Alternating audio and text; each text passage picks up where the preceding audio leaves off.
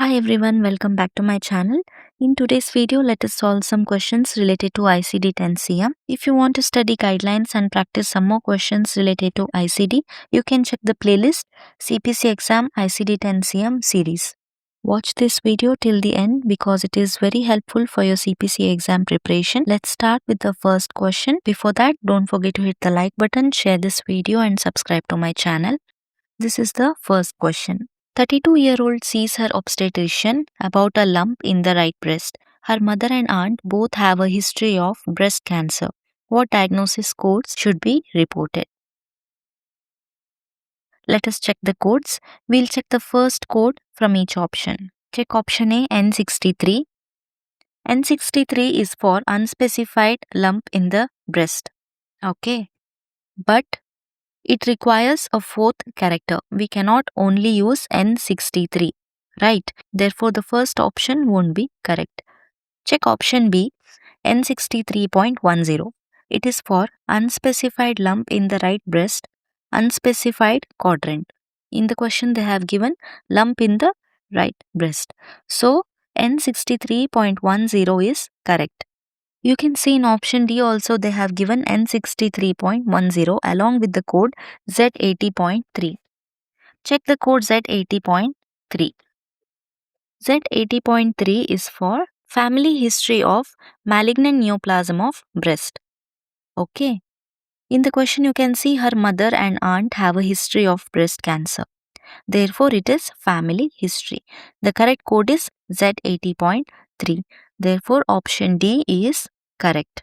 Option C, C50.919 is wrong because it is for malignant breast cancer. In the question, they have not mentioned cancer diagnosis. Only lump is documented. Therefore, we cannot use the cancer code. The right answer for this question is option D. Let us move on to the next question.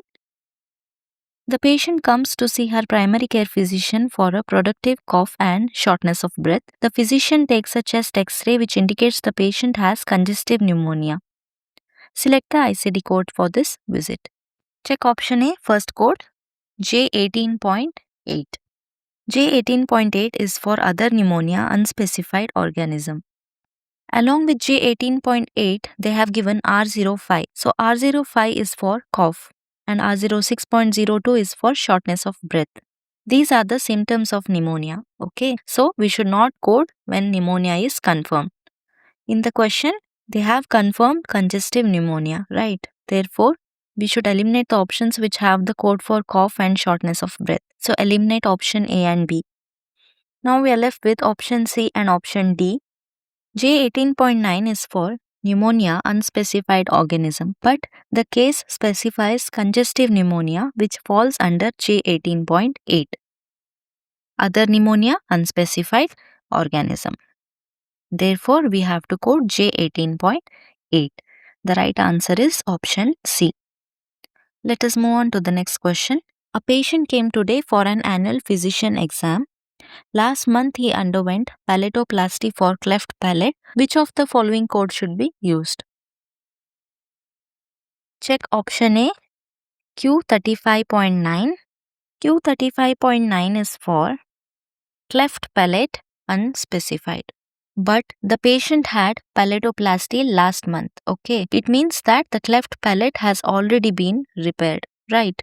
Therefore, the Q codes should be used only when the congenital anomaly is still present, right?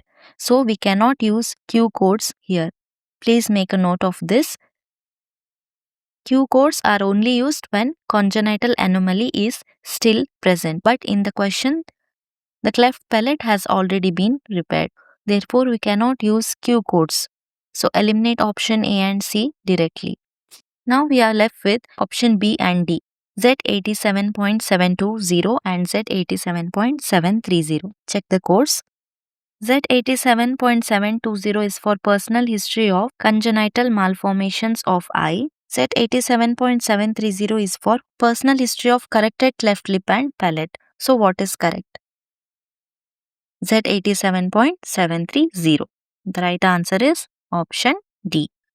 Next question.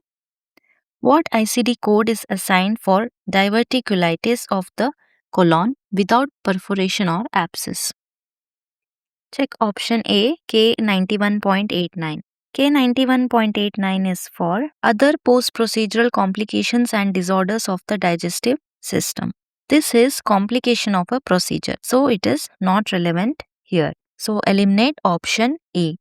Option B, K57.32 is for diverticulitis of large intestine without perforation or abscess without bleeding. In the question also they have given diverticulitis of the colon without perforation or abscess and they have not mentioned bleeding. So the right answer is option B, K57.32.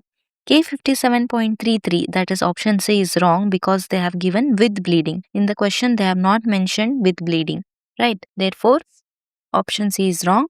And option D, K58.9 is for irritable bowel syndrome without diarrhea. That is wrong. Next question. When is it appropriate to use history of malignancy from category Z85? Option A, once the malignancy is removed from that site but the patient is still receiving chemotherapy. Option B, when the patient cancels treatment for that site. Option C, it has been excised, no evidence of any existing primary malignancy and there is no further treatment directed to the site. And option D, when 5 years has passed after surgery. Can you think of the right answer? The right answer is option C.